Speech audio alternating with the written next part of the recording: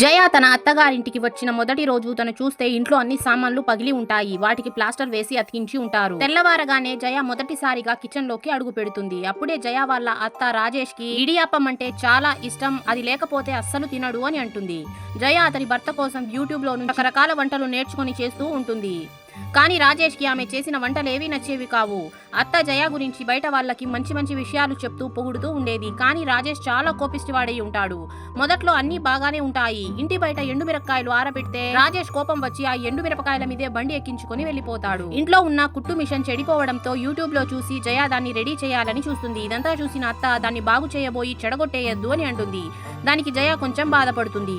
రాజేష్ తక్కువ ధరకే కోర్లు ఇవ్వడంతో చాలా ఫార్మ్స్ వ్యాపారాలు డల్ అయిపోతాయి.